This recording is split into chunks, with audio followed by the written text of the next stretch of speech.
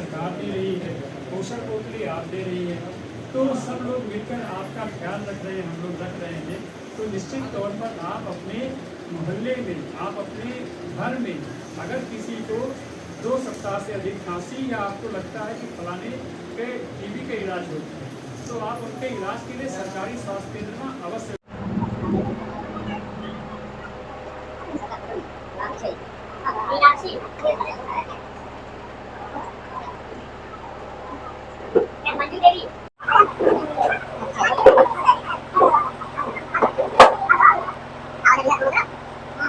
मैं पहले खांसी और वगैरह बुखार वगैरह आया तो मैंने हॉस्पिटल में जाकर जांच करवाई तो मुझको पता चला कि टीबी है। तो मतलब हमने इलाज मतलब शुरू किया, फिर उसके बाद हमें मतलब कुछ रिलीफ मिला। फिर मतलब अब हमको पोषण की पोटली आहार मतलब वितरण की जाती है। अब हमारा स्वास्थ्य ठीक है। हमारे भैया यहाँ ये सब गिल्टी दे हमें महसूस हो लग, फिर हम अस्पताल गए 21 नंबर में डॉक्टर साहब का दिखायन, फिर वही देखिन पूरा बात मार सुन, फिर लिखिन सुई से चेक करे वाला, वो से चेक की तो उसे पता चला उन्हें कि टीबी का बीमारी है। फिर कुल लिखिन दर दवाई और फिर इन्हें भैया के लगे गए जहाँ दवाई टीबी का मिलता है, वहाँ से हमारा दवाई चालू होगा। अब हम दवाई रोज डेली खाई थे और हम ठीक है ना, ऐसा तुम्हारी तबीयत ठीक लागत है। तो ये बताइए आप लोगों से क्या कहना चाहेंगे, जिसको टीबी की बीमारी पता चले वो क्या करे? वो भी अस्पताल जाए, डॉक्टर साहब से मिले, उनसे बात करे, वो भी कोई रास्ता बताइए कि यहाँ दवाई कराओ और आप ठीक रहो। मेरा नाम पूजा सोनी है। मुझे भूख ना लगने के कारण, वेट लॉस, मतलब ये सब सारी समस्याएं हुई, तो मैंने टेस्ट कराया, मुझे टीबी पॉजिटिव था। फिर मुझे हॉस्पिटल से बहुत सारी दवाइयाँ मिली जिससे मुझे बहुत फ़ायदा है। तो आज हमें पोषण किट भी मिल रहा है जिससे कि हम अच्छे से ग्रो कर पाएँ, इम्प्रूव कर पाएँ, टीबी से जीत पाएँ। इसलिए थैंक यू। टीबी की बीमारी लाइलाज नहीं है। अगर किसी को हो जाता है तो अस्पताल ज़रूर जाएं, दवा कराने से ठीक हो जाती है।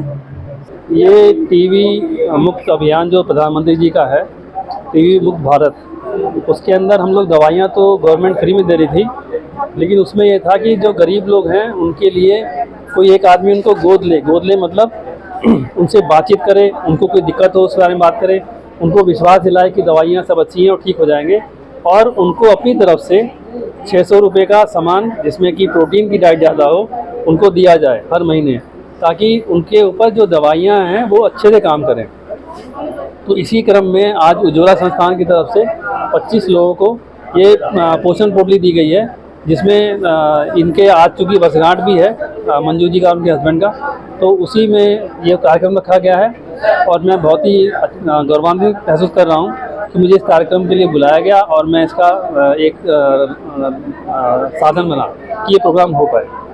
तो मैं सभी को धन्यवाद देता हूँ, उज्ज्वला संस्थान के सभी मैनेजर्स का, अपनी टीम का, पत्रकार बंधुओं का, कि उन्होंने समय निकाल करके इस प्रोग्राम को सफल बनाया।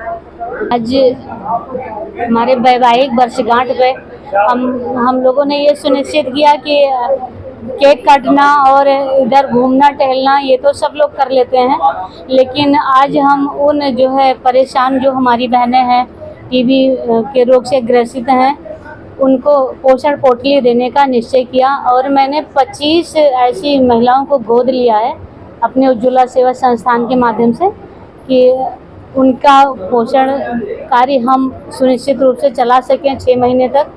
जो 6 महीने का उनका डोज होता है उसमें हम उनके सहयोग में साथ में लगे रहें।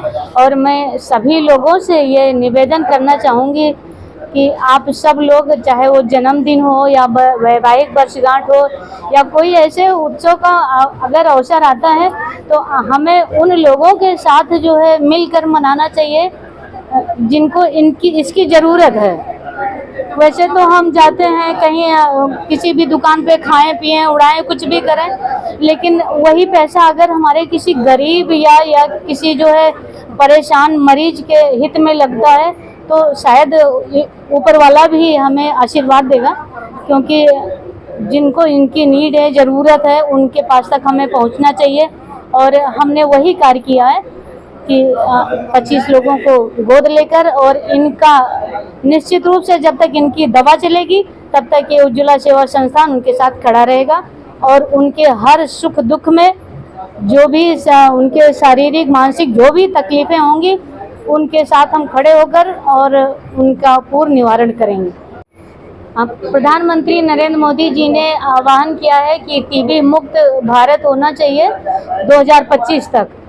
तो इस तरह से हम लोग उनके साथ बताए हुए उनके रास्ते पे चलकर, और उनके साथ मैं सारी संस्थाओं को आह्वान करना चाहती हूँ कि आप सब लोग मिलकर और इस कार्यक्रम को सफल बनाएं, क्योंकि 2025 तक टीबी मुक्त भारत होना ही चाहिए।